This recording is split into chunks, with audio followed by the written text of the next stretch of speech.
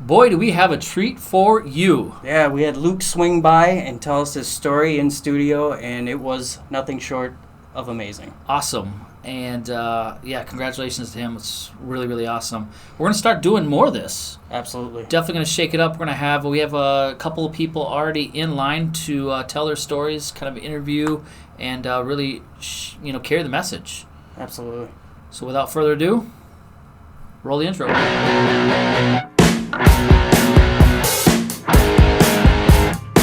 Hello, everybody. I'm Dwayne. And I'm Tom. And this is Our Recovery Life. Today we have Luke. I want to welcome Luke. He's taking some time out and tell us a little bit about his story. And, how did we hear about Luke? I was looking through my Facebook, as I tend to do, and I saw he had posted a little bit of his story, and I thought it was very interesting, and I wanted to definitely hear more, and he agreed to come and tell us the whole deal. So, welcome. Thank you. So take us kind of back in the beginning before addiction. Tell us a little bit about your life and about yourself to kind of give us a little show of who you are. Well, I guess where it all started is growing up in small town Minnesota.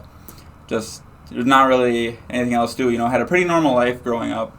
My parents got divorced when I was 5, so I moved into town with my mom.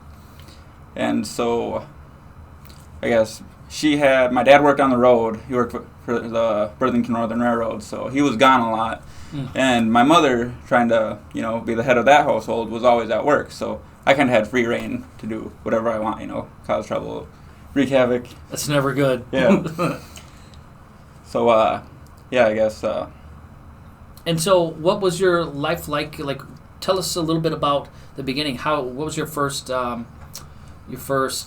influence with drugs, and how did that start? I guess just hanging around friends that smoked pot. Started smoking pot at a young age, probably 5th grade, I think. So then, just did that for a while throughout middle school and stuff, and drank here and there. Wasn't really a big drinker back then, and I guess it didn't really progress until I guess when I was 13, I was in a car accident. I actually a seatbelt crushed my intestine, so I'm missing 8 feet of my intestine from that. That was the first time I was actually legally prescribed opiate medications, and that was my first dabble into that. I never realized you can buy them on the street until later on, when I started to become a teenager and had friends, you want to try this, try that. So that's kind of where that kicked off. All right. So then when did that become, more or less pharmaceuticals to street drugs? Like, how did that? Well, it was mainly buying pharmaceuticals off the street, the age of 15, and then when I was about 16 probably, I had this girlfriend I just broke up with, and my buddy, he was like, he had some dope, some meth, and he was like, well, do you want to try some of this? Because I was down in the dumps, I was like, I don't really want to do it. My brother does it. He's missing his teeth, I don't really want to smoke it. He looks at me, he's like, well, you want a line? And I was really big into snorting stuff, so, I was like, you can snort it? He's like, yeah, so that's kind of where that started, did a line, and it was off to the races. So what kind of trouble did you get into? What led you to start seeking out, or did the courts help you seek out help? Or they tried plenty of times. They tried court-ordered treatment 6 times, and jail stints here and there and all that. The typical addiction story. Right. Jails, institutions, and death. Right. Thankfully, I didn't make it to the last one. Right. So when most people have a time when they know that the transition or the baton got carried on from having fun to I have a serious problem. Tell us a little bit about, do you have a time where it went from partying and having a good time to there's a problem? And tell us a little bit about that. Well, I guess, being a younger kid is kind of easily deceptive, and there was, I guess everybody I hung around with kind of glorified drug use, so it was kind of like, I knew the problem was there, but I embraced the problem. I was like, this is me, and this is my Right. life. I'm a drug addict. It's cool, you know. It's the thing to do. That's who I am. Yeah. Makes sense. So when did it actually take hold that you decided to get clean, and how did that look? And did it work the first time? Did you relapse? How did you get to where you were starting to actually work a program and do it for real? Well, I'd say somewhere like the first two treatments I just took as a joke. You know, I thought this is bullshit. I hate being here. And then around the third one, I took it serious. You know, I was like, maybe I do have a problem. Maybe I can change. Maybe I need to do something about this. And so I kind of put one foot in front of the other, did all the recommendations, made it through treatment, the aftercare, and then I started doing good for about, you know, probably 6 months straight. Made it through a halfway house, the first halfway house I ever completed without going back to treatment from there. Right. And then a little bit after that, I kind of relapsed, but like didn't full bore relapse. You know what I'm saying? Like Right. Yeah. I was using, but then like I kind of pulled myself back from that real quick. And then, you know, I had this girlfriend and stuff was going good. Everything was going good, you know. And then, I don't know, eventually she was using behind my back. You know, she was an addict too. She was using behind my back. So eventually that started to get to me because, like, I caught her so many times that I was like, you know what, I'm just going to start doing it too. Right. And then, you know, me being the addict that I am, progressed way past her point. And it was like, she was like, you got a problem, you know, I'm gone. And then, you know, then after that I kind of just progressed pretty rapidly. That's when, about 21 when I found heroin, and that just took a hold of me right away. So that was like a whole new chapter. Yeah. So tell us about that. What changed when you went from like the super uppers and the meth and stuff to the heroin? And Well, I guess I've always been a fan of like opiates. I guess that'd be my go-to drug. Like, yeah, I don't know. I just did speed because it was there all the time. But opiates were my like, you know, they're my yeah. So after I started doing heroin, that's when I started IV using. That's when, you know, started not caring. Started selling a lot more meth, and, you know, just to maintain that habit. Driving to Minneapolis from Montevideo, that's like 123 miles or something. Doing that once or twice a day, you know. So it's like 300 mile round or 250 mile round trip, you know, once or twice a day just to go get drugs. yeah, You know, that'll keep you busy. Yeah, that was pretty much my life in the car.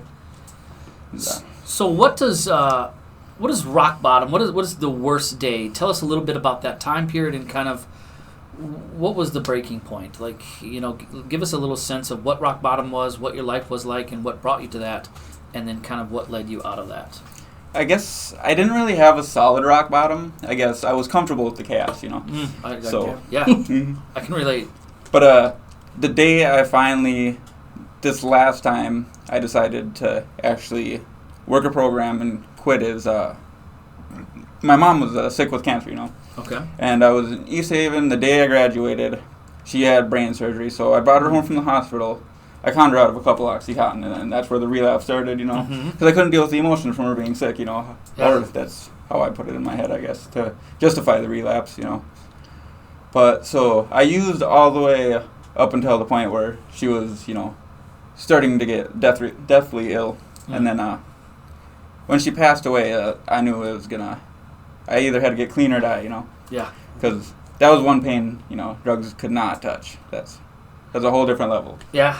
And so I guess I used that whole week, and then one morning it was like noon, and I was already wasted. You know, work gave me the week off, so for grievement, and then I was already wasted by noon. And my PO called.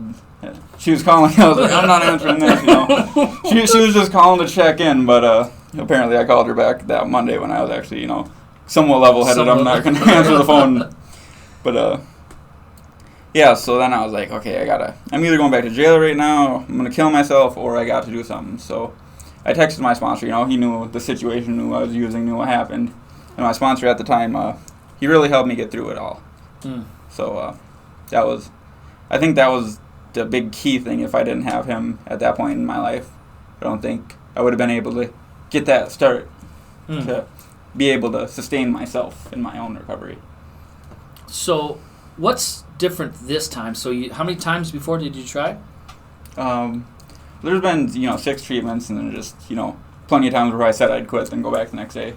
And most people can relate. What is different about this time? If you had to, what did you try different, or is it just a lot of progressive learning things through, and then it finally clicked? What would you say is different?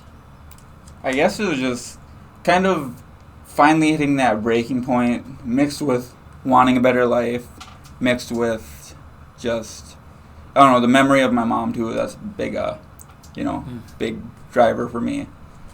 So. Wow, that's amazing.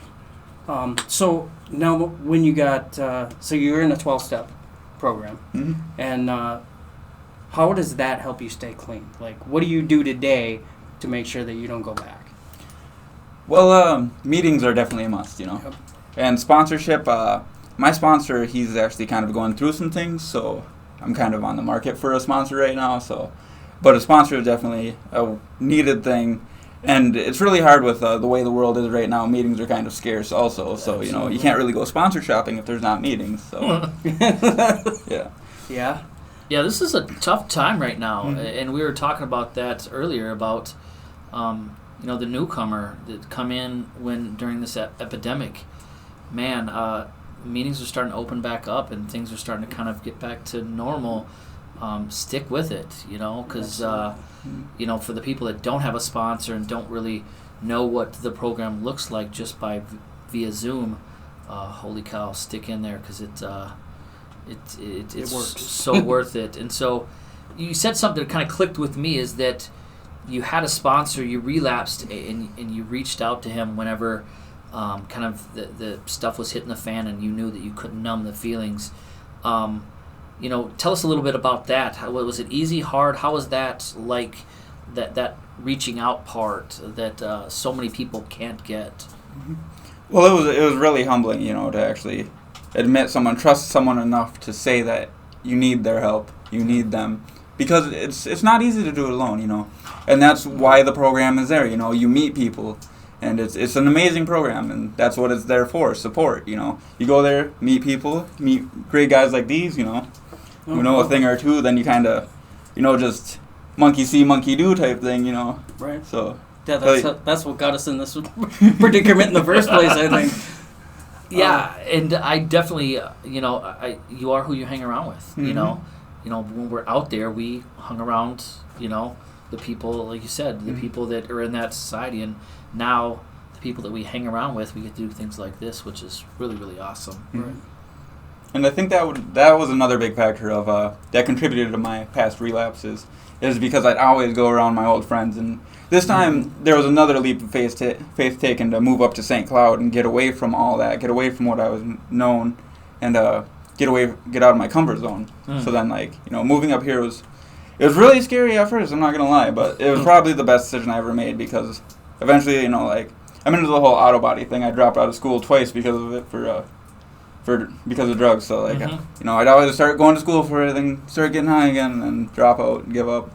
But I'm actually working at a body shop now, and it's just it's kind of simple, but that's all I've ever wanted. Just work on cars, and that's my life.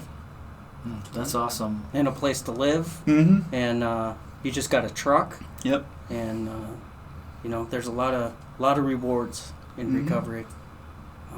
You're a great example. You said you're coming up on 18 months. Yep. And it is huge. Like I said, to go through, I would not have wanted to go through this whole Corona thing with less than probably 4 years. Yeah. And this guy is working on 18 months. That's awesome. Congratulations on that. Thanks. And so if you could say something to somebody that's out there struggling, maybe doesn't know, they're scared to take that step or thinks that they can't do that, what would you tell them about getting clean? I don't know. All I can say is from my personal experience, it's the best decision I've ever made.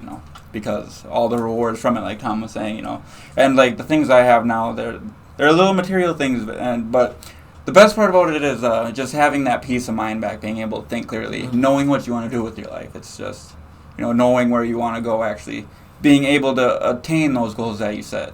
It's just a whole different ballgame when you get that confidence. Nothing can stop you. Right. Wow. Well, we just want to thank you so much for Yeah. swinging by, Mhm. taking the time to sit down and talk with us. Pretty pumped. This is our first threesome, if you will. So, And I just want to say thank you for the post on Facebook, like the authenticity and the depth that you went into that post. Not a lot of people put their recovery out there, and I think that's what Tom grabbed onto. And I had read it earlier, and I was like, hey, and we just immediately were like, did you read that? And I was like, yeah. And we're like, we got to get him on. We have to. We need to hear a little bit about his story, and this is going to be a thing that we're going to start doing. And congratulations on 18 months coming up, and But yeah, actually behind that post, that was actually originally, it was a message to a single person that I seen on that Sober and Serious page. They were struggling, so I wrote that to them, and I was like, I've never actually taken the time to sit there and write out my whole story. I was like, this can help one person. Imagine what it could do for multiple people. So I asked them, I was like, hey, if I keep you anonymous, can I take these words and, post them on the page, share it for, more people to read, Well, and did a little editing. it definitely got our attention. Yeah, hit So- me because And it takes a lot to put yourself out there. yeah. Mhm. And I'm sure this was at first, when you first look into that camera, you're like, so. But the nice thing about this camera, it doesn't have the red light like the one when Yeah. we started, and we're like, oh no. But Well, yeah. Thank you so much, and we're just gonna keep fighting good fight. keep it clean. Thanks for having me, guys. You bet.